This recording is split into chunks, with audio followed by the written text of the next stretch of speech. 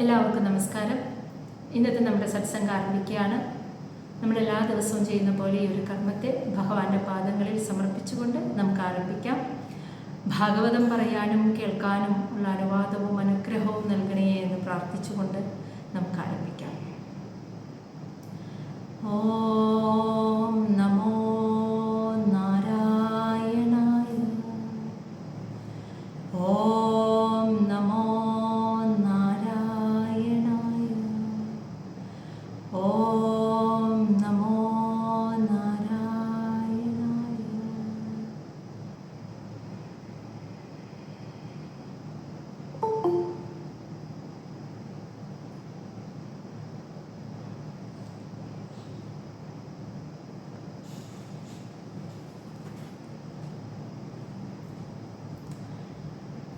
ശ്രീമദ് ഭാഗവതം തൃതീയ സ്കന്ധം 12-ാമത്തെ അധ്യായമാണ് നമ്മൾ മനസ്സിലാക്കിക്കൊണ്ടിരിക്കുന്നത്. അതിൽ നമ്മൾ സനകാദി മഹർഷിമാരുടെ ജനനം അത് നമ്മൾ കഴിഞ്ഞ ദിനത്തിൽ കണ്ടത്. സനകാദി മഹർഷിമാരെ ബ്രഹ്മാവിൻ്റെ സൃഷ്ടി എന്ന വൈകൃത സൃഷ്ടിയാണ് ഇപ്പോൾ നടക്കുന്നത്. അതിൽ സനകാദി മഹർഷിമാരുടെ സൃഷ്ടി പറഞ്ഞു. സനകാദി മഹർഷിമാർ ജനിച്ചതിന് ശേഷം ബ്രഹ്മദേവൻ മക്കളോട്, ആ 4 പുത്രന്മാരോട് സൃഷ്ടികർമ്മം നടത്താനായിട്ട് ആവശ്യപ്പെട്ടപ്പോൾ ജന്മനാ കർമ്മങ്ങളിൽ നിന്നും സകല ആസക്തികളിൽ നിന്നും പൂർണ്ണമുക്തന്മാരായിട്ടുള്ള സനകാദികൾക്ക് അത് സ്വീകാര്യമായിരുന്നില്ല. അവർ അതിനെ എതിർത്തു, അവഗണിച്ചു. പിതാവിൻ്റെ ആജ്ഞയെ അവഗണിച്ചു. തൻ്റെ ആജ്ഞ തൻ്റെ പുത്രന്മാർ അവഗണിച്ചപ്പോൾ സാധാരണ സംഭവിക്കുന്നത് പോലെ തന്നെ ബ്രഹ്മാവിനും മക്കളാൽ അവഗണിക്കപ്പെട്ടു എന്ന് തോന്നിയപ്പോൾ ക്രോധം സഹിക്കാൻ പറ്റിയില്ല. ആ ക്രോധത്തെ നിയന്ത്രിക്കാൻ തന്നെ അദ്ദേഹം ഒരുപാട് പണിപ്പെട്ടു എന്നാണ് പറയുന്നത്. അപ്പോൾ മുന്നത്തെ സമയങ്ങളിൽ അദ്ദേഹം ചെയ്ത 100 വർഷത്തെ തപസ്സിൻ്റെയൊക്കെ ആ ഫലമായിട്ട് മനസ്സ് കുറേയൊക്കെ ബാലൻസ്ഡ് ആയിരിക്കുന്നത് കൊണ്ട്, ആ ഒരു പ്രചോദിതമായ ബുദ്ധി ഉണർന്നതുകൊണ്ട് അദ്ദേഹത്തിന് ആ കോപത്തെ നിയന്ത്രിക്കാൻ സാധിച്ചു. പക്ഷേ കോപം എന്നൊരു ഇമോഷൻ, അങ്ങനെ ഒരു അവസ്ഥയിലേക്ക് അദ്ദേഹം എത്തിയപ്പോൾ ആ ഇമോഷനിൽ നിന്നും, ആ കോപത്തിൽ നിന്നും, അതിൽ കിടന്ന ആ കോപത്തിൻ്റെ ഫലമായിട്ട് 2 പുരികങ്ങളുടെയും മധ്യഭാഗത്ത് നിന്നായിട്ട് ഈ കോപം തന്നെ ഒരു ശരീരരൂപമെടുത്ത് പുറത്തേക്ക് വന്നു, ഒരു കുമാരനായിട്ട്. കറുപ്പ് നിറം, അതായത് ചുവപ്പും കരിനീല കളറുമായിരുന്നു ആ കുമാരൻ്റെ വർണ്ണം. ഈ കുമാരൻ ജനിച്ച ഉടനെ തന്നെ പിതാവിനോട് പറയുന്നത്, എനിക്ക് നാമം തരൂ, എനിക്ക് വേഗം ഒരു പേര് തരൂ, എനിക്ക് ഇരുന്ന് കർമ്മം ചെയ്യാനുള്ള സ്ഥാനം തരൂ എന്നൊക്കെയാണ് ആവശ്യപ്പെട്ടത്. അതായത് കർമ്മം ചെയ്യാനുള്ള താല്പര്യം അതീവമായിട്ട്, തമോ ഗുണത്തിൽ നിന്നാണ് ഈ പുത്രൻ ഉണ്ടായിരിക്കുന്നത്. അപ്പോൾ ആ കർമ്മം ചെയ്യാൻ ധൃതി കൂട്ടുകയായിരുന്നു ചെയ്തിരുന്നത്. അപ്പോൾ അങ്ങനെ അത് പറഞ്ഞു ഉറക്കെ കരയുകയാണ് ആ കുമാരൻ. അപ്പോൾ ബ്രഹ്മാവ് ആശ്വസിപ്പിച്ചു, കരയാതിരിക്കൂ എന്ന് പറഞ്ഞ് ഞാൻ നിനക്ക് വേണ്ടതെല്ലാം നൽകാം എന്ന് പറഞ്ഞു. കൊച്ചു കുട്ടികളെ പോലെ ഇങ്ങനെ ആകാംക്ഷയോടുകൂടി ഉറക്കെ കരഞ്ഞതുകൊണ്ട് ജനങ്ങൾ നിന്നെ രുദ്രൻ എന്ന നാമത്തിൽ വിളിക്കുമെന്ന് പറഞ്ഞു. അതിനുശേഷം അദ്ദേഹത്തിന് ഇരിക്കാനായിട്ടുള്ള, ആ ദേവൻ ഇരിക്കാനുള്ള 10 സ്ഥാനങ്ങളും പറഞ്ഞു കൊടുത്തു, 11 സ്ഥാനങ്ങളും പറഞ്ഞു കൊടുത്തു. ആ സ്ഥാനങ്ങളിൽ ഇരിക്കുന്ന അദ്ദേഹത്തിന് 11 നാമങ്ങളും കൊടുത്തു. ആ 11 നാമങ്ങളിലിരിക്കുന്ന രുദ്രദേവന് 11 പത്നിമാരെയും രുദ്രാണിമാരെയും കൊടുത്തു. എന്നിട്ട് സ്വന്തം ഭാര്യമാരോടൊപ്പം ആ സ്ഥാനത്തിരുന്ന് സൃഷ്ടികർമ്മം നടത്താനായിട്ട് ബ്രഹ്മദേവൻ ആവശ്യപ്പെട്ടു. അങ്ങനെ ബ്രഹ്മാവിൻ്റെ നിർദ്ദേശപ്രകാരം രുദ്രദേവൻ സൃഷ്ടികർമ്മം തുടങ്ങിയപ്പോൾ സ്വന്തം ആകൃതി, സ്വന്തം സ്വഭാവം, സ്വന്തം ശീലത്തിന് അനുയോജ്യമായ, തനിക്ക് തുല്യമായ മക്കളെയാണ്, രുദ്രപുത്രന്മാരാണ് രുദ്രൻ സൃഷ്ടിച്ചത്. അപ്പോൾ അവരെ കൊണ്ട് ഈ ലോകം നിറഞ്ഞപ്പോൾ നമുക്ക് ഊഹിക്കാം, അതായത് തമോ ഗുണത്തിൽ നിന്നും ഉണ്ടായ താമസികമായ സ്വഭാവത്തോടു കൂടി ആ കോപം കൊണ്ട് നിൽക്കുന്ന മക്കളാൽ ഈ ലോകം മുഴുവൻ പെരുകി.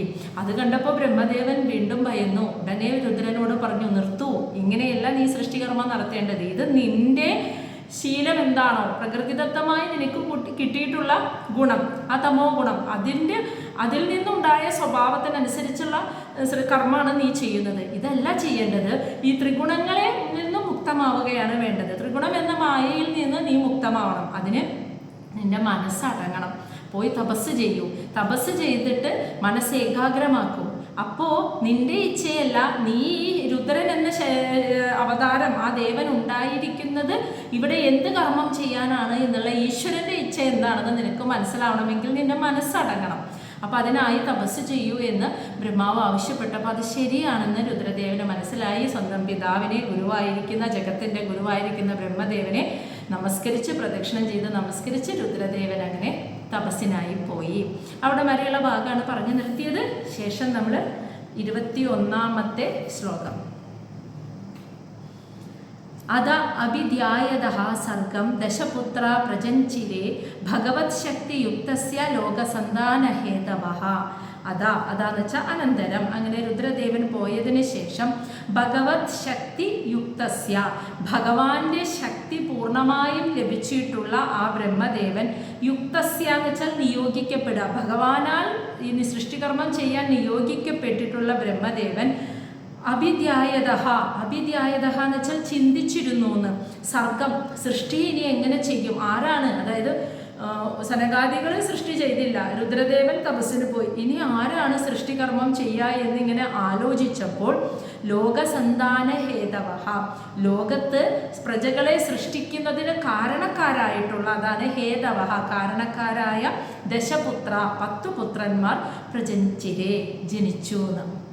അപ്പം മക്കളെ രണ്ടുപേരും രുദ്രദേവനും സനകാദികളും പോയി കഴിഞ്ഞപ്പോൾ ഇനി സൃഷ്ടികർമ്മം എങ്ങനെ ചെയ്യുമെന്ന് ആലോചിച്ച് ആ ഭഗവാനിൽ നിന്നും നേരിട്ട് ഭഗവത് ശക്തി ലഭിച്ചിട്ടുള്ള, ഭഗവാനാൽ നിയോഗിക്കപ്പെട്ട പ്രജാപതിയായ ബ്രഹ്മദേവൻ ഇനി സൃഷ്ടിയെ എങ്ങനെ ചെയ്യും എന്നിങ്ങനെ ആലോചിച്ചിരിക്കുമ്പോഴാണ് അദ്ദേഹത്തിൽ നിന്നും ലോകത്ത് പ്രജകളെ മുഴുവൻ സൃഷ്ടിക്കാൻ കാരണഭൂതരായിട്ടുള്ള 10 പുത്രന്മാർ സൃഷ്ടിക്കപ്പെടുന്നത്. ആരൊക്കെയായിരുന്നു ആ 10 പുത്രന്മാർ എന്നുള്ളതാണ്, 10 മഹാമുനിമാരായിരുന്നു അവര്. ശ്ലോകം 22 അവരുടെ പേരാണ് പറയുന്നത്.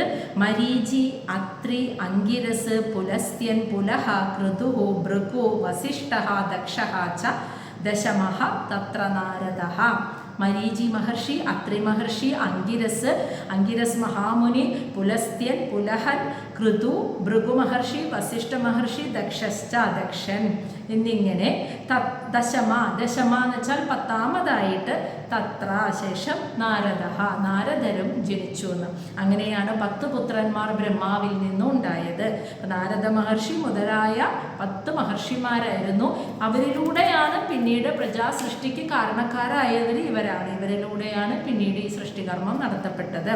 അതിന് കാരണഭൂതരായ 10 മഹാമുനിമാർ അങ്ങനെ ബ്രഹ്മാവിൽ നിന്നും ഉണ്ടായി. ഇനി ശ്ലോകം 23ലും 24ലും പറയുന്നത് ഈ 10 പുത്രന്മാർ ബ്രഹ്മദേവന്റെ ഏതൊക്കെ അവയവങ്ങളിൽ നിന്നാണ്, ശരീരാവയവങ്ങളിൽ നിന്നാണ് ഉണ്ടായത് എന്നാണ് പറയുന്നത് കേട്ടോ. ഈ 10 പേരും ബ്രഹ്മദേവന്റെ ഏതൊക്കെ ശരീരാവയവങ്ങളിൽ നിന്നുണ്ടായി എന്നാണ് പറയുന്നത്. 23ഉം 24ഉം. ഉത്സംഗാത് നാരദഃ ജജ്ഞേ ദക്ഷഃ അങ്കുഷ്ടാത് സ്വയംഭുവഃ പ്രാണാത് വസിഷ്ഠ സംജാതഃ ഭൃഗു ത്വജി കരാത് കൃതുഃ. ശ്ലോകം 24. പുലഹഃ നാഭിതഃ ജജ്ഞേ പുലസ്ത്യഃ കർണയോഃ ഋഷിഃ അങ്കിരാ മുഖതഃ അക്ഷണഃ അത്രി മരീചിഃ മനസഃ അഭവത്. ഉത്സംഗാത് നാരദ ജജ്ഞേ ദക്ഷ അങ്കുഷ്ടാത് സ്വയംഭുവഃ പ്രാണാത് വസിഷ്ഠൻ സംജാത ഭൃഗുത്വജി ഖരാത് ക്രതുഃ പുലഹോ നാഭിതോ ജജ്ഞേ പുലസ്ത്യ കർണയോ ഋഷി അങ്കിരാ മുഖതോ അക്ഷണോ അത്രി മരീചി മനസോ അഭവത്. നാരദ, ഏറ്റവും ആദ്യം നാരദ മഹർഷിയാണ് പറയുന്നത്. നാരദ മഹർഷി ഉത്സംഗാത് ജജ്ഞേ, ബ്രഹ്മദേവന്റെ മടിത്തട്ടിൽ നിന്നുമാണ് ജജ്ഞേ എന്ന് വെച്ചാൽ ഉണ്ടായത്. അപ്പം നാരദ മഹർഷി ബ്രഹ്മദേവന്റെ മടിത്തട്ടിൽ നിന്നുമാണ് ഉണ്ടായത്. ദക്ഷൻ അങ്കുഷ്ടാത്, തള്ളവിരലിൽ നിന്നാണ്. സ്വയംഭൂവഹ എന്ന് വെച്ചാൽ സ്വയംഭൂവായ ബ്രഹ്മദേവന്റെ തള്ളവിരലിൽ നിന്നാണ് ദക്ഷൻ ഉണ്ടായത്, ദക്ഷ പ്രജാപതി. ഇനി പ്രാണാത്, പ്രാണവായുവിൽ നിന്നാണ് വസിഷ്ഠൻ സംജാതഃ, വസിഷ്ഠ മഹർഷി ബ്രഹ്മാവിൻ്റെ പ്രാണവായുവിൽ നിന്നാണ് സംജാതഃ ഉണ്ടായത്.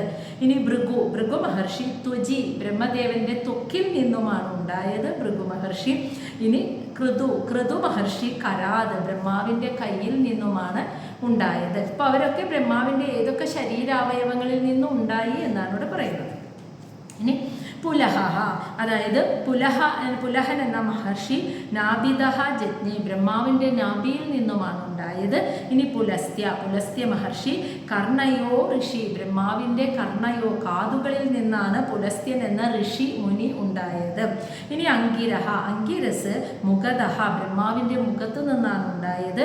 ഇനി അക്ഷണം എന്ന് വെച്ചാൽ കണ്ണുകളിൽ നിന്ന് അത്രി, ബ്രഹ്മാവിൻ്റെ കണ്ണുകളിൽ നിന്ന് അത്രി മഹർഷി ഉണ്ടായി. ഇനി മരീചി മഹർഷി മനസഹ അഭവത്ത്, ബ്രഹ്മാവിൻ്റെ മനസ്സിൽ നിന്നും അഭവത്ത് എന്ന് വെച്ചാൽ സൃഷ്ടിക്കപ്പെട്ടു എന്ന്. അപ്പോൾ നാരദ മഹർഷി മടിത്തട്ടിൽ നിന്ന്, ദക്ഷ പ്രജാപതി ബ്രഹ്മാവിൻ്റെ തള്ളവിരലിൽ നിന്ന്, അതുപോലെ വസിഷ്ഠ മഹർഷി പ്രാണവായുവിൽ നിന്ന്, ഭൃഗു മഹർഷി ത്വക്കിൽ നിന്ന്, കൈകളിൽ നിന്ന് കൃതു മഹർഷിയും, ഇനി പുലഹ മഹർഷി നാഭിയിൽ നിന്നും, പുലസ്ത്യ മഹർഷി കാതുകളിൽ നിന്നും, അങ്കിരസ് മഹർഷി മുഖത്തു നിന്നും, കണ്ണുകളിൽ നിന്ന് അത്രി മഹർഷിയും, മരീചി മനസ്സിൽ നിന്നുമാണ് ഉണ്ടായത്. അപ്പോൾ ബ്രഹ്മാവിൻ്റെ ശരീരാവയവങ്ങളിൽ നിന്നുമാണ്, 10 ശരീരാവയവങ്ങളിൽ നിന്നാണ് ഈ 10 മുനിമാരും സൃഷ്ടിക്കപ്പെട്ടത്. ഇനി ശ്ലോകം 25 അതോടുകൂടി കഴിഞ്ഞില്ല, അവർക്ക് ശേഷം എന്തൊക്കെ ഉണ്ടായി എന്നാണ് പറയുന്നത്. അത് 10 മഹർഷിമാരുണ്ടായതിനു ശേഷം പിന്നീട് കുറേ തത്വങ്ങളാണ് ഉണ്ടായത്. അതിനെക്കുറിച്ചാണ് ശ്ലോകം 25 പറയുന്നത്. ധർമ്മഃ സ്തനാദ ദക്ഷിണതഃ യത്ര നാരായണഃ സ്വയം അധർമ്മഃ പൃഷ്ഠതഃ യസ്മാത് മൃത്യുഃ ലോകഭയങ്കര, അതായത് ലോകഭയങ്കര. ധർമ്മം ദക്ഷിണതഃ, ബ്രഹ്മദേവന്റെ ദക്ഷിണതം എന്ന് വെച്ചാൽ, ദക്ഷിണം എന്ന് വെച്ചാൽ വലതുഭാഗത്തെ സ്ഥലത്തിൽ നിന്നും ധർമ്മം ഉണ്ടായിരുന്നു. അപ്പം ധർമ്മം എന്ന തത്വം ബ്രഹ്മാവിൻ്റെ വലതുഭാഗത്ത് സ്ഥലത്തിൽ നിന്നും ഉണ്ടായി. അവിടെയാണ് യത്ര എന്ന് വെച്ചാൽ അവിടെയാണ് നാരായണഃ സ്വയം നാരായണമൂർത്തി വസിക്കുന്നത്, ഉണ്ടായത്. ഭഗവാൻ വസിക്കുന്നത്, ധർമ്മത്തിൻ്റെ പരിപാലകനാണല്ലോ ഭഗവാൻ.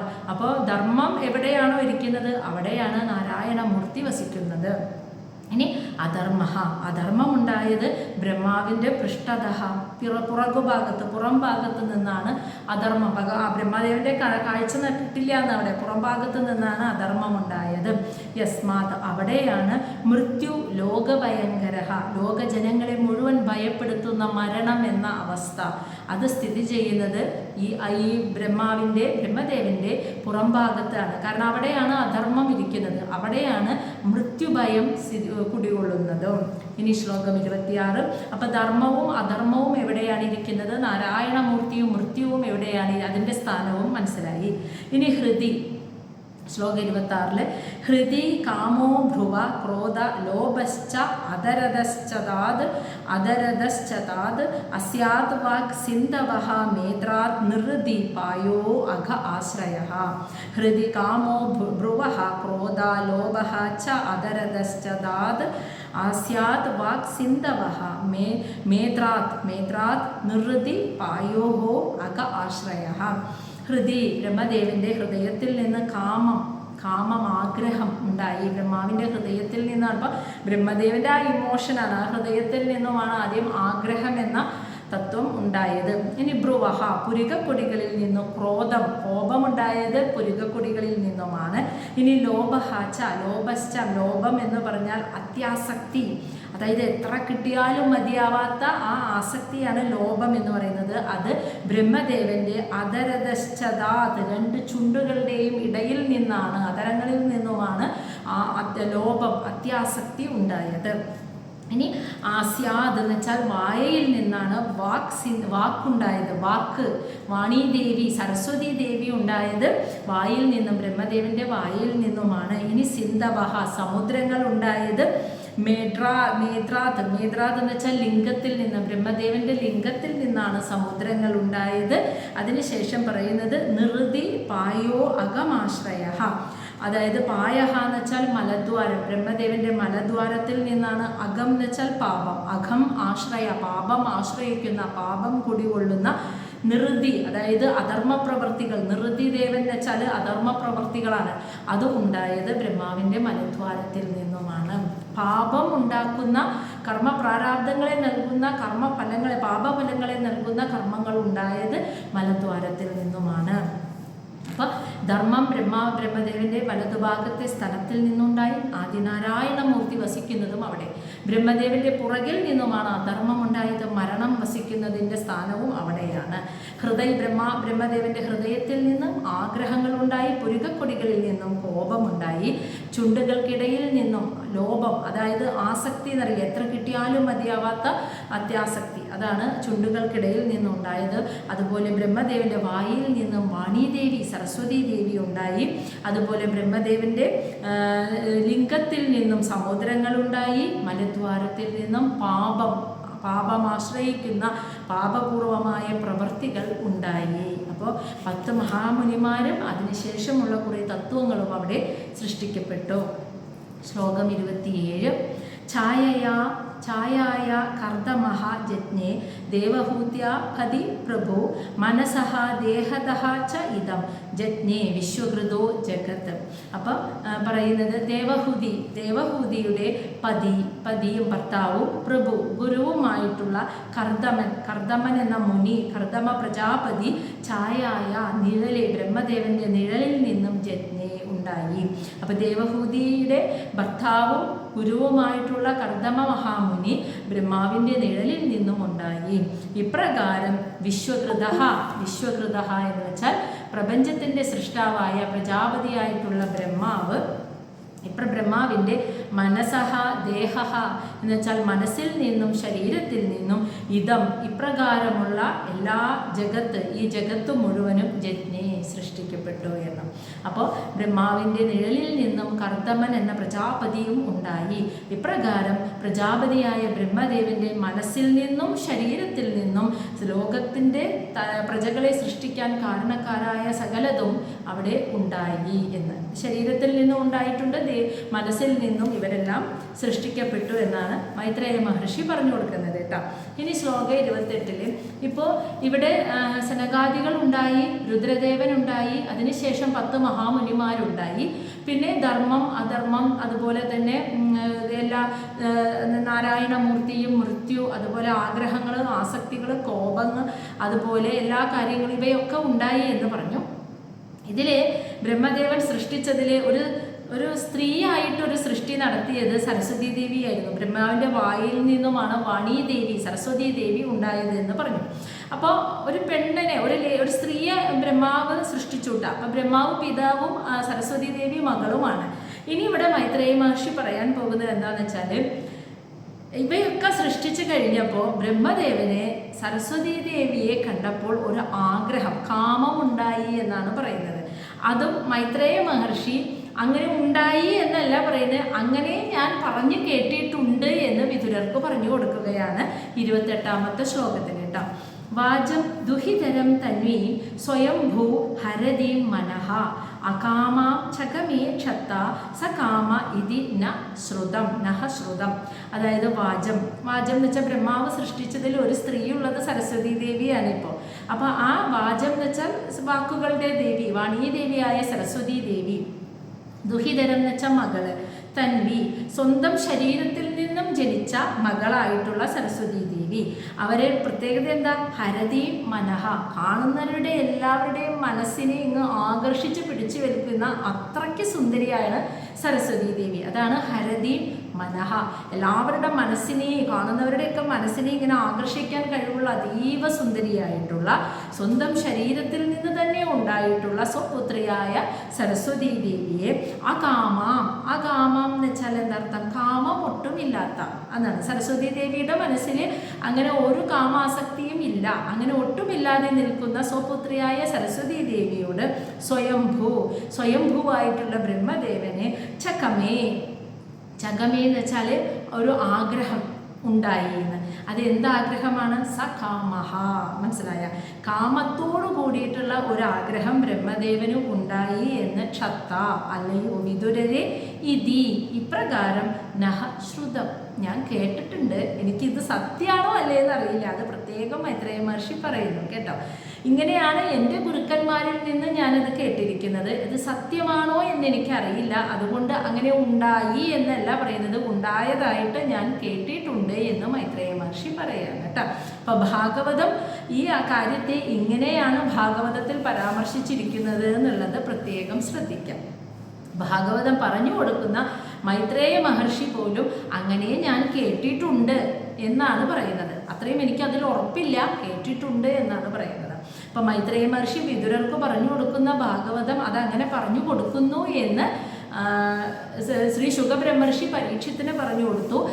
അത് പരീക്ഷിത്ത് ഇങ്ങനെ പറഞ്ഞു കൊടുക്കുന്നു എന്ന് ശുകബ്രഹ്മർഷി ഇങ്ങനെ പറഞ്ഞു കൊടുക്കുന്നു എന്ന് നൈമിഷാരണ്യത്തിലിരുന്ന സൂതമുനി ശൗനകാദികൾക്ക് പറഞ്ഞു കൊടുക്കുകയാണ്. അപ്പം അന്ന് മൈത്രേയ മഹർഷി പറഞ്ഞ വാക്ക് ഇപ്പോഴും അവർ മാറ്റി പറഞ്ഞിട്ടില്ല. കണ്ട അത് പിന്നെ അതിനുശേഷം ശുകബ്രഹ്മർഷി പറയുന്നത് കേട്ടിട്ടാണ് സൂതമുനി പറഞ്ഞു കൊടുക്കുന്നത്. അപ്പം പറയുന്നത് അങ്ങനെ തന്നെയാണ് പറയുന്നത് അല്ലേ. ഇപ്പോഴത്തെ കാലത്താണെങ്കിൽ ഒരാളിൽ നിന്ന് മറ്റൊരാളിലേക്ക് പോകുമ്പോൾ അയാളുടെ മനസ്സിലത്തെ കാര്യങ്ങളോട് കൂട്ടിയിട്ട് അത് പോവുള്ളൂ. മാറി പറയും, രണ്ടുപേര് കേൾക്കുമ്പോഴേക്കും പറഞ്ഞ കാര്യം വേറെയാവും. പക്ഷെ ഇത് ഇങ്ങനെ പറഞ്ഞു കൊടുക്കുമ്പോൾ മൈത്രേയ മഹർഷി പറഞ്ഞു കൊടുക്കുന്ന അങ്ങനെ തന്നെ ശ്രീ ശുകബ്രഹ്മർഷി പറഞ്ഞു കൊടുക്കുന്നു. അതങ്ങനെ തന്നെ ശുകബ്രഹ്മർഷി പറഞ്ഞത് സൂതമുനിയും പറഞ്ഞു കൊടുക്കുന്നു.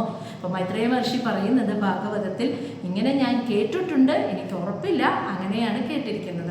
സ്വന്തം ശരീരത്തിൽ നിന്ന് തന്നെ ജനിച്ച അതീവ സുന്ദരിയായ കാമം ഒരല്പം പോലും ഇല്ലാത്ത സ്വപുത്രിയായ സരസ്വതീ ദേവിയോട് ബ്രഹ്മദേവന് ഒരു കാമം നിറഞ്ഞൊരാഗ്രഹം ഉണ്ടായി എന്ന് ഞാൻ കേട്ടിട്ടുണ്ട്. അങ്ങനെ സംഭവിച്ചപ്പോൾ ശ്ലോകം 29 തം അധർമ്മേ കൃതമതി വിലോക്യ പിതരം സുധാ മരീചി മുഖ്യമുനയഃ വിശ്രംബാദ് പ്രത്യബോധയൻ. അതായത് തം എന്ന് വെച്ചാൽ തങ്ങളുടെ, അധർമ്മേ എന്ന് വെച്ചാൽ അധാർമികമായ രീതിയിലുള്ള കൃതമതി, ആ ഒരു കാര്യത്തിൽ കൃതമതി അതായത് മനസ്സ് ചിന്തിക്കുക, ധാർമ്മികമായൊരു കാര്യത്തെക്കുറിച്ച് ചിന്തിക്കുന്നത്.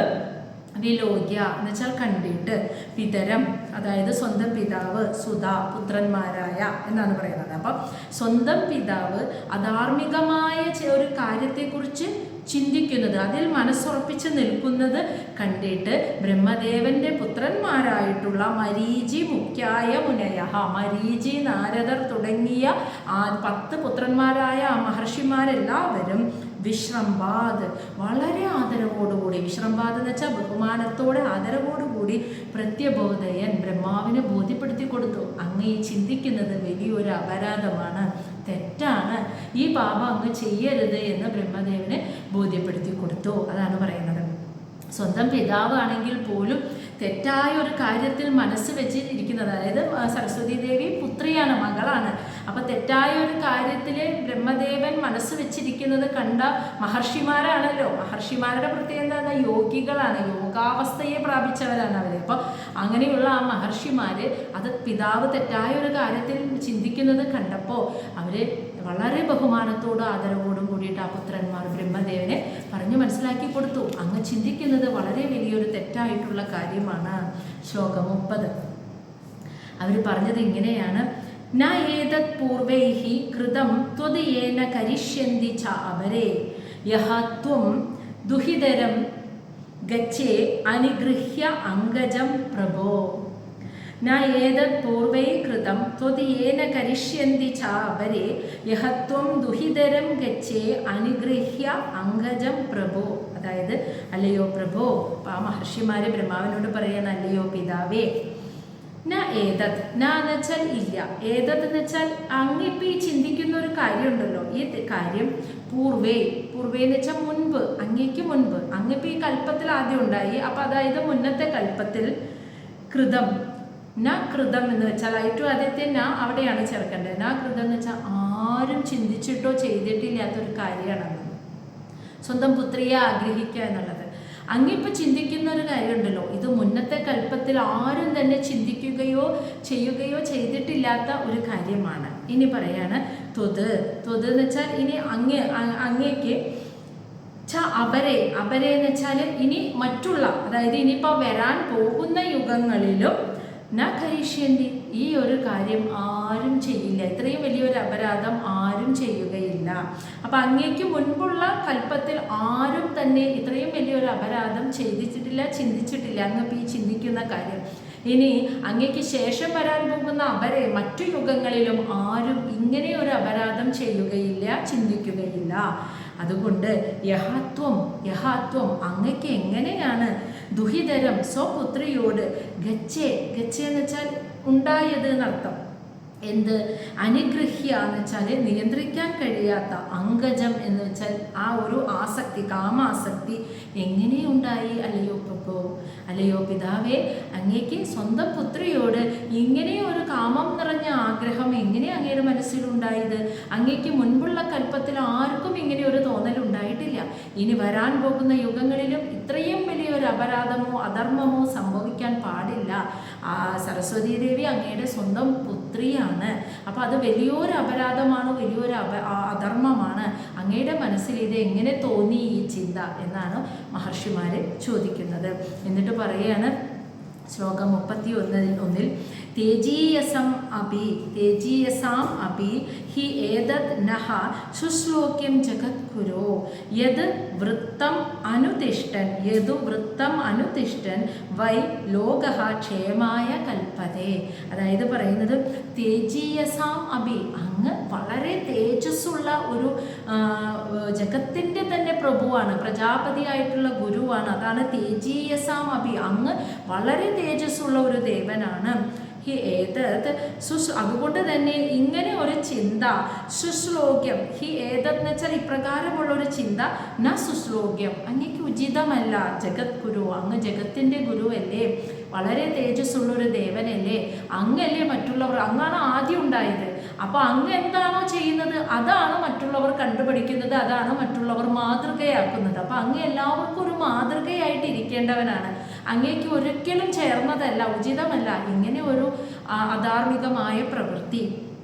എന്നിട്ട് പറയണം യദ് വൃത്തം, അങ്ങ് എന്താണോ കർമ്മം ചെയ്യുന്നത് അത് അനുതിഷ്ഠൻ എന്ന് വെച്ചാൽ അത് പിന്തുടരുക, അത് പിന്തുടരുന്നവരാണ് ഈ ലോകത്തിലെ സകല ജനങ്ങളും അങ്ങനെ ക്ഷേമായ കൽപ്പതേ, ഈ പ്രപഞ്ചത്തിൻ്റെ ക്ഷേമത്തിന് വേണ്ടി അവർ പ്രവർത്തിക്കണമെങ്കിൽ എല്ലാവരും അങ്ങ് എന്താണോ ചെയ്യുന്നത് അതിനെ പിന്തുടരാൻ വേണ്ടിയാണ് നോക്കുന്നത്.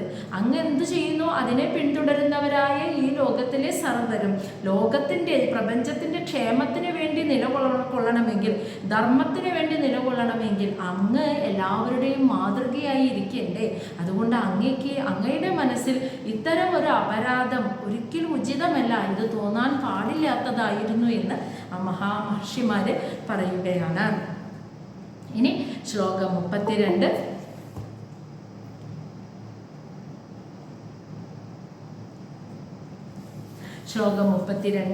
തസ്മൈ നമഃ ഭഗവതേ യഹ ഇദം സ്വേന രോചിഷ ആത്മസ്ഥം വ്യഞ്ജയാമാസ സധർമ്മം പാതും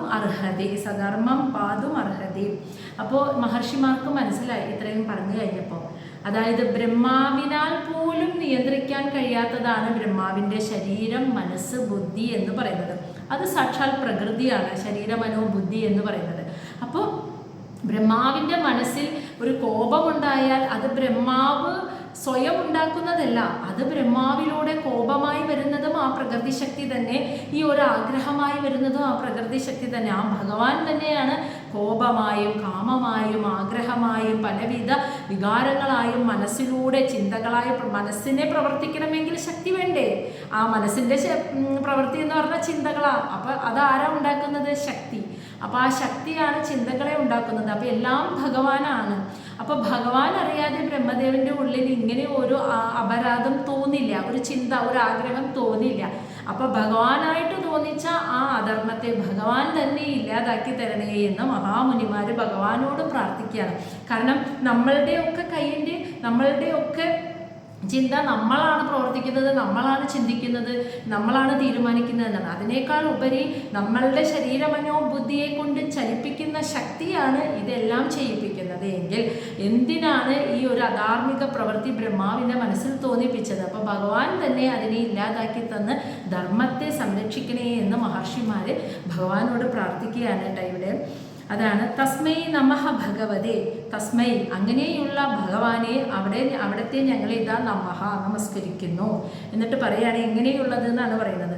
യഹ ഇദം സ്വേന രോചിഷ, അതായത് ആരാണോ യഹ ഇതം ഈ ഒരു പ്രപഞ്ചത്തെ സ്വേന രോചിഷ സ്വന്തം എന്താ പറയുക ആത്മജ്ഞാനത്തിൻ്റെ പ്രഭാവത്താൽ, അതാണ് ജ്ഞാനത്തിൻ്റെ പ്രഭാവത്താൽ, അതാണ് സ്വേന രോചിഷ സ്വന്തം ആത്മജ്ഞാനത്തിൻ്റെ ആ ജ്ഞാനത്തിൻ്റെ പ്രഭാവത്താൽ ആത്മസ്ഥം സ്വന്തം ഉള്ളിൽ തന്നെ ലയിച്ചു ചേർന്നിരിക്കുന്ന ഈ പ്രപഞ്ചത്തെ ആരാണോ വ്യഞ്ജയാമാസ പുറത്തേക്ക് പ്രദർശിപ്പിക്കുന്നത്, മനസ്സിലായോ? സ്വന്തം ഉള്ളിൽ തന്നെ ലയിച്ചു ചേർന്നിരിക്കുന്ന ആ ജ്ഞാനത്തിൻ്റെ പ്രഭാവശക്തി കൊണ്ട് ആരാണോ ഈ സ്വന്തം സ്വന്തം ഉള്ളിൽ ലയിച്ചേർന്നിരിക്കുന്ന ഈ പ്രപഞ്ചത്തെ പുറത്തേക്ക് പ്രദർശിപ്പിക്കുന്നത് ആരിലൂടെയാണോ ആരിലൂടെയാണോ ധർമ്മം പാതുമർഹതി, ആരാണോ ധർമ്മം പരിപാലിക്കാൻ അർഹനായിട്ടുള്ളത്, അങ്ങനെയുള്ള ഭഗവാനെ അവിടത്തെ ഞങ്ങൾ ഇതാ തസ്മൈ നമഃ ഭഗവതി, അവിടത്തെ ഞങ്ങൾ ഇതാ നമസ്കരിക്കുന്നു. അപ്പം അതെന്താ അങ്ങനെ പറയുന്നതെന്ന് വെച്ചാൽ ഭഗവാൻ അറിയാതെ ബ്രഹ്മദേവൻ്റെ ഉള്ളിൽ ഈ ഒരു അപരാധ ചിന്ത തോന്നില്ല. അപ്പോൾ ഭഗവാന്റെ ഉള്ളിൽ ഈ പ്രപഞ്ചം എന്ന മഹാസാഗരത്തെ സ്വന്തം ശരീരത്തിൽ ലയിപ്പിച്ച് വെച്ച് അവസാനം സ്വന്തം ജ്ഞാനം കൊണ്ട് തന്നെ ആ പ്രഭാവശക്തിയാൽ ആ ലയിച്ചു ചേർന്ന പ്രപഞ്ചത്തെ പുറത്തേക്ക് പ്രദർശിപ്പിച്ച ഭഗവാനെ അങ്ങാണ് ധർമ്മത്തെ സംരക്ഷിക്കുന്നത്. ബ്രഹ്മാവിൻ്റെ ഉള്ളിൽ ഇപ്പോൾ തോന്നിയത് അപരാധമാണ്, അധർമ്മമാണ്. അത് ബ്രഹ്മാവ് ചെയ്താൽ വരാൻ പോകുന്നവരെല്ലാവരും അതേ തെറ്റ് തന്നെ ആവർത്തിക്കും. അങ്ങനെ പ്രപഞ്ചത്തിൽ അധർമ്മം വിളയാടും.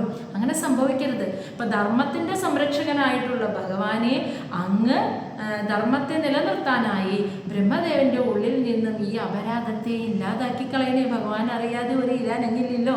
അപ്പം ബ്രഹ്മദേവൻ്റെ ഉള്ളിൽ നിന്നും ഈ ഒരു തോന്നലിനെ, ഈ ഒരു അപരാധത്തെ അങ്ങ് തന്നെ ഇല്ലാതാക്കി തരണേ എന്ന് പ്രാർത്ഥിക്കുകയാണ് മഹർഷിമാരെ.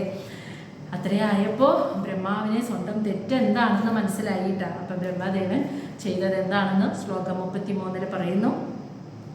സ ഇത്തം ഗൃണദഃ പുത്രാൻ പുരഃ ദൃഷ്ട്വാ പ്രജാപതീൻ പ്രജാപതിഃ തന്വം തത്യാജ വ്രീഡിത തതഃ താം ദിശഃ ജഗൃഹു ഘോരം നീഹാരം യദ്വിദു തമഃ. സ ഇത്തം ഗൃണദഃ പുത്രാൻ പുരഃ ദൃഷ്ട്വാ പ്രജാപതിഃ തന്വം തത്യാജ വ്രീഡിതഃ തഥാ താം ദിശഃ ജഗൃഹു ഘോരം നീഹാരം യദ്വിദു തമഃ.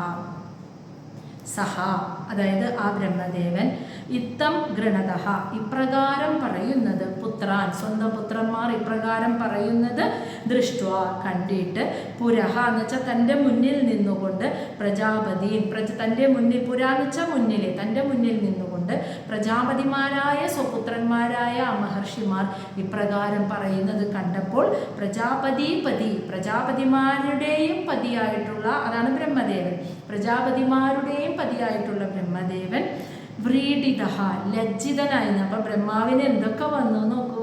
കോപം വന്നു, മക്കൾ അനുസരിക്കാണ്ടായപ്പോൾ വാണീദേവിയോട് ആഗ്രഹം, കാമം വന്നു. ഇപ്പോൾ ഇതാ ലജ്ജയും വന്നു. അയ്യോ, തോന്നാൻ പാടില്ലാത്തൊരു കാര്യം ഞാൻ ചെയ്തല്ലോ, തോന്നിയല്ലോ എന്നുള്ള ആ ലജ്ജ, അതാണ് വ്രീഡിതഃ. ബ്രഹ്മദേവന് ലജ്ജ തോന്നി. തതഃ, അപ്പോൾ അദ്ദേഹം എന്താ ചെയ്തേ? തന്വം എന്ന് വെച്ചാൽ ആ ശരീരത്തെ തത്യാജ, ഉപേക്ഷിച്ചു എന്ന്. ആ ശരീരം കൊണ്ട്, ആ ശരീരത്തിലാണല്ലോ ആ ആഗ്രഹം, കാമം തോന്നിയത്. അങ്ങനെ തോന്നിയ ആ ശരീരത്തെ, മുഖത്തെ ബാക്കി നിർത്തിക്കൊണ്ട്, 4 മുഖങ്ങളെ നിർത്തിക്കൊണ്ട് ശരീരത്തെ ബ്രഹ്മദേവൻ ഉപേക്ഷിച്ചു എന്നാണ് പറയുന്നത്.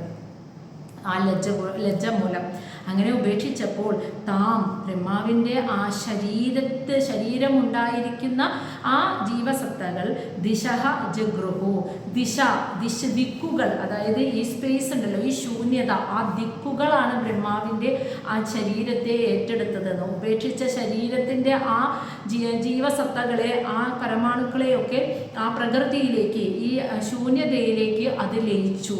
അങ്ങനെ ലയിച്ചു ചേർന്നപ്പോൾ ഘോരമായിട്ടുള്ള നീഹാരം എന്ന് വെച്ചാൽ മൂടൽ മഞ്ഞ് ഉണ്ടായി. തമഹ, തൽഫലമായി തമസ്, അന്ധകാരം. മൂടൽ മഞ്ഞ് വന്നാൽ എന്തായിരിക്കും? ഇരുട്ടായിരിക്കും അല്ലേ? ആ സൂര്യപ്രകാശം ഭൂമിയിൽ, സൂര്യപ്രകാശത്തിൻ്റെ പ്രഭാവം കുറച്ച് ഭൂമിയിൽ ഇരുട്ടുണ്ടാക്കുന്ന, അന്ധകാരം ഉണ്ടാക്കുന്ന ഘോരമായിട്ടുള്ള ആ മൂടൽ മഞ്ഞ് അവിടെ ഉണ്ടായി എന്ന് വിദ്വാൻമാർ, പണ്ഡിതന്മാർ അങ്ങനെ പറയുന്നു എന്ന്.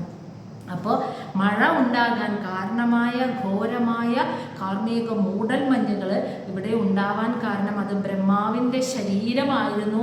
അത് ഈ ശൂന്യതയായ, ഈ ശൂന്യമാകുന്ന ഈ സ്പേസാണ് അതെടുത്തത്, സ്വീകരിച്ച ദിക്കുകൾ. എന്നിട്ട് അതെല്ലാം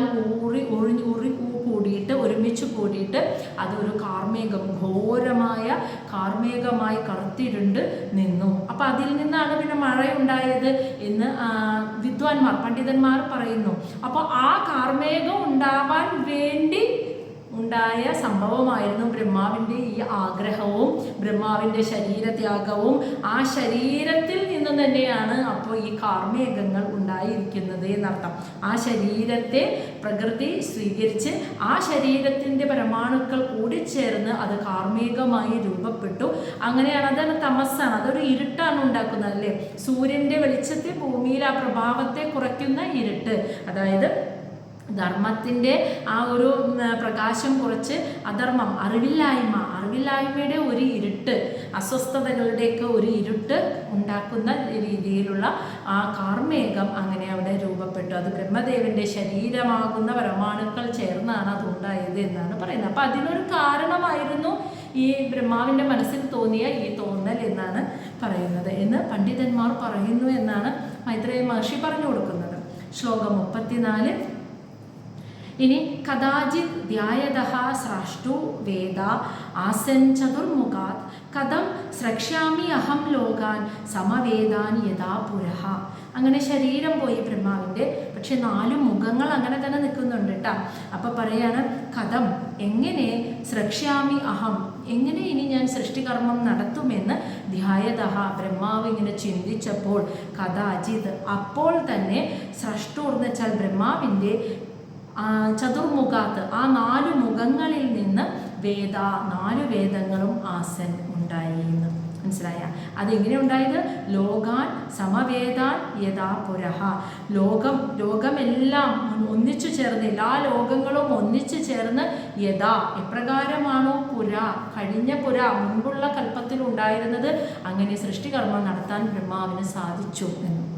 അപ്പോൾ ശരീരം പോയപ്പോഴും ആ മനസ്സ് ചിന്തിക്കുകയാണ്, ഇനി ഞാൻ എങ്ങനെ, ശരീരാവയവങ്ങളിൽ നിന്നാണ് ഇപ്പോൾ ഇത്രയും ഉണ്ടായത്, മനസ്സിൽ നിന്നൊക്കെ, ഇനി ഞാൻ എങ്ങനെ സൃഷ്ടികർമ്മം നടത്തുമെന്ന് ബ്രഹ്മാവ് ചിന്തിച്ചു കൊണ്ടിരിക്കുമ്പോൾ അപ്പം തന്നെ മുഖം പോയിട്ടില്ലല്ലോ, 4 മുഖങ്ങൾ അവിടെയുണ്ട്. ബ്രഹ്മാവിൻ്റെ ആ 4 മുഖങ്ങളിൽ നിന്നും 4 വേദങ്ങളങ്ങ് ഉണ്ടായി. അങ്ങനെ മുന്നത്തെ കൽപ്പത്തിൽ എങ്ങനെയായിരുന്നോ ഈ ലോകം ഉണ്ടായിരുന്നത് അതുപോലെ തന്നെ ലോകം വീണ്ടും സൃഷ്ടിക്കപ്പെട്ടു എന്നാണ് പറയുന്നത്. ഇനി ശ്ലോകം 35. അപ്പോൾ 4 വേദങ്ങൾ മാത്രമല്ല, പിന്നീട് അതിനോട് ചേർന്ന് എന്തൊക്കെ ഉണ്ടായി ബ്രഹ്മാവിൽ നിന്നും, അതാണ് ഇനി ശ്ലോകം 35 പറയുന്നത്. ചാതുർഹോത്രം കർമ്മതന്ത്രം ഉപവേദ നയൈഹി സഹ ധർമ്മസ്യ പാദാ ചത്വാര തഥാ ഏവ ആശ്രമവൃത്തയാ. ചാതുർഹോത്രം കർമ്മതന്ത്രം ഉപവേദ നയൈഹി സഹ ധർമ്മസ്യ പാദ ചത്വാര തഥാ ഏവ ആശ്രമവൃത്തയഃ. അതായത് ചാതുർഹോത്രം, ഇവിടെ പറയുന്ന ചാതുർഹോത്രം എന്ന് പറഞ്ഞാൽ വേദങ്ങളിൽ പറയുന്ന രീതിയിലുള്ള യാഗം, യജ്ഞം ഇവയൊക്കെ ചെയ്യാൻ അനുസാരികൾ ആവശ്യമാണ്. അതായത് അത് ചെയ്യാനുള്ള അനുസാരികൾ എന്നാണ് പറയുന്നത്. അവരെയാണ് ചാതുർഹോത്രം എന്ന് പറയുന്നത്. അപ്പോൾ ബ്രഹ്മാവിൽ നിന്നും അതും ഉണ്ടായിരുന്നു, അനുസാരികൾ. വേദങ്ങളിൽ പറയുന്ന യാഗങ്ങൾ അനുഷ്ഠിക്കേണ്ടതായിട്ടുള്ള 4 അനുസാരികൾ ഉണ്ടായി.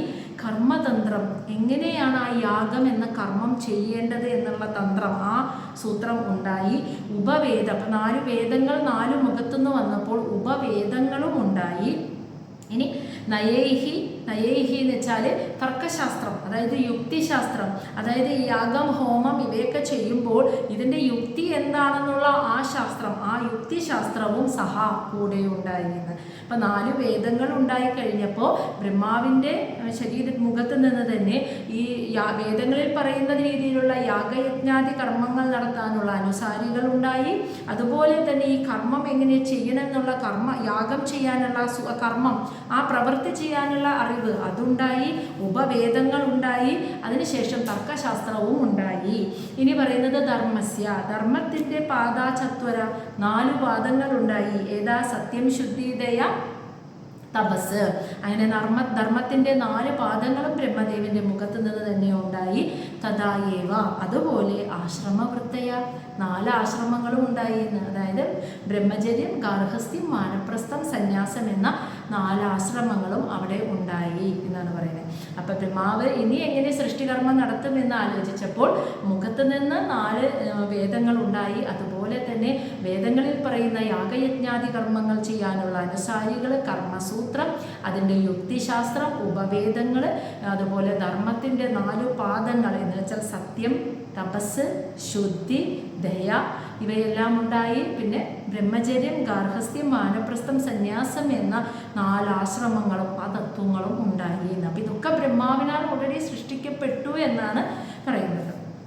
അപ്പോൾ അത് കേട്ട് കഴിഞ്ഞപ്പോൾ ശ്ലോകം 36 വിദുരർ ചോദിക്കുകയാണ്. വിദുര ഉവാച സഹ വൈ വിശ്വസൃജാം ഈശഃ വേദ ആദീൻ മുഖതഃ അസൃജത് യത് യത് യേന അസൃജത് ദേവഃ തത്മേ ബ്രൂഹി തപോധനഃ. സഹ വൈ വിശ്വസൃജാം ഈശ വേദാദീൻ മുഖതഃ അസൃജത് യത് യത് യേന അസൃജത് ദേവഃ തത്മേ ബ്രൂഹി തപോധന. അപ്പോൾ ഇത്രയും കേട്ടപ്പോൾ വിദുരർ ചോദിക്കുകയാണ് മൈത്രേയ മഹർഷിയോട്, ബ്രഹ്മദേവന്റെ 4 മുഖത്ത് നിന്ന് 4 വേദങ്ങൾ ഉണ്ടായി എന്ന് അങ്ങ് പറഞ്ഞല്ലോ. ഏത് മുഖത്ത് നിന്ന് ഏതൊക്കെ വേദങ്ങളാണ് ഉണ്ടായത് എന്നാണ് ചോദിക്കുന്നത് കേട്ടാ.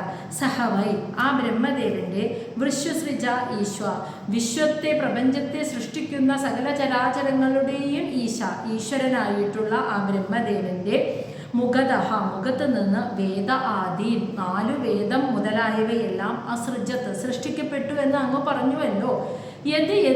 ഏതൊക്കെ മുഖത്ത് നിന്നാണ് ഏതൊക്കെ വേദങ്ങൾ അസൃജത്ത് ഉണ്ടായത്? ദേവഹ ആ ബ്രഹ്മാവിൻ്റെ ഏതേത് മുഖത്ത് നിന്ന് ഏതൊക്കെ വേദങ്ങൾ ഉണ്ടായി എന്ന് തതുമേ ഞങ്ങൾക്കായിട്ട് ബ്രൂഹി പറഞ്ഞു തരൂ. തപോധന തപസ്സു മാത്രം സമ്പത്തായിട്ടുള്ള അല്ലയോ മൈത്രേയ മഹർഷി, ഏതാണ് തപോധന. തപസ് മാത്രം സമ്പത്തായുള്ള അല്ലയോ മൈത്രേയ മഹർഷിയെ, ബ്രഹ്മദേവന്റെ മുഖത്ത് നിന്ന് 4 വേദങ്ങളും മുതലായവയൊക്കെ ഉണ്ടായത് അങ്ങ് പറഞ്ഞു. ഏത് മുഖത്ത് നിന്ന് ഏതൊക്കെ വേദങ്ങളാണ് ഉണ്ടായത് എന്ന് ഞങ്ങൾക്ക് ദയവായി വിശദീകരിച്ച് തരണേ എന്ന് പറയണം. അപ്പം ശ്ലോകം 37 മൈത്രേയ മഹർഷി അത് പറഞ്ഞു കൊടുക്കുകയാണ് കേട്ടോ. ഋഗ് യജു സാമ അഥർവ ആഖ്യാൻ വേദാൻ പൂർവാദിഭി മുഖൈ ശസ്ത്രം ഇജ്യാം സ്തുതി സ്തോമം പ്രായശ്ചിത്തം വ്യതാത് ക്രമാത്. അതായത് ഇവിടെ പറയുന്നത് എന്താണെന്നറിയോ, ബ്രഹ്മദേവന്റെ 4 മുഖല്ലേ, ഒന്ന് കിഴക്കോട്ട്, ഒന്ന് തെക്കോട്ട്, ആദ്യത്തെ കിഴക്കോട്ട്, രണ്ടാമത് തെക്കോട്ട്, മൂന്നാമത് പടിഞ്ഞാട്ട്, നാലാമത് വടക്കോട്ട്. അങ്ങനെയാണ് അതിൻ്റെ ക്രമം ഇരിക്കുന്നത്. കിഴക്ക്, തെക്ക്, പടിഞ്ഞാറ്, വടക്ക്. കിഴക്ക്, തെക്ക്, പടിഞ്ഞാറ്, വടക്ക്. ഇതാണ് അതിൻ്റെ ക്രമം. മുഖത്തിൻ്റെ ക്രമം പറയുമ്പോൾ ആ ദിക്കുകൾ പറയുമ്പോൾ ഇങ്ങനെയാണ് പറയുക: കിഴക്ക്, തെക്ക്, പടിഞ്ഞാറ്, വടക്ക്. ഈ ക്രമത്തിലാണ് മുഖം ഇരിക്കുന്നത്. അപ്പം അതുപോലെ തന്നെ ഋഗ്വേദം, യജുർവേദം, സാമവേദം, അഥർവവേദം, ആഖ്യാൻ വേദാൻ. ഋഗ്വേദം, യജുർവേദം, സാമവേദം, അഥർവവേദം എന്നിങ്ങനെയുള്ള പേരുകളിലുള്ള വേദങ്ങൾ പൂർവാദിവി മുഖൈ, പൂർവം എന്ന് വെച്ചാൽ കിഴക്ക് എന്നർത്ഥം. കിഴക്കോട്ട് തിരിഞ്ഞിരിക്കുന്നത് മുതലുള്ള മുഖങ്ങൾ, അതാണ് പൂർവ ആദിവി. കിഴക്ക് മുതലായ മുഖങ്ങൾക്ക് യഥാക്രമം ഉണ്ടായി എന്നാണ് പറയുന്നത്. മനസ്സിലായ? അപ്പൊ കിഴക്ക് പൂർവ ആദിവി മുഖൈ, കിഴക്ക് മുതലായ മുഖങ്ങളിൽ നിന്നും ഋഗ്വേദം, യജുർവേദം, സാമവേദം, അഥർവവേദം എന്നിങ്ങനെ വേദങ്ങൾ ഉണ്ടായി എന്ന് പറഞ്ഞാൽ കിഴക്ക് നിന്നുള്ള മുഖത്ത് കിഴക്കോട്ട് നോക്കിയിരിക്കുന്ന മുഖത്ത് നിന്നും ഋഗ്വേദം ഉണ്ടായി, തെക്കോട്ട് നോക്കിയിരിക്കുന്ന മുഖത്ത് നിന്നും യജുർവേദം ഉണ്ടായി, പടിഞ്ഞാട്ട് നോക്കിയിരിക്കുന്ന മുഖത്ത് നിന്നും സാമവേദം ഉണ്ടായി, വടക്കോട്ട് നോക്കിയിരിക്കുന്ന മുഖത്ത് നിന്നും അഥർവവേദം ഉണ്ടായി എന്നാണ് ഭാഗവതം പറയുന്നത്. ഓക്കെ, ഇനി പറയുന്നത് അടുത്തത് ശസ്ത്രം ഇജ്യാം സ്തുതി സ്തോമം പ്രായശ്ചിത്തം വ്യതാത്ക്രമാത്.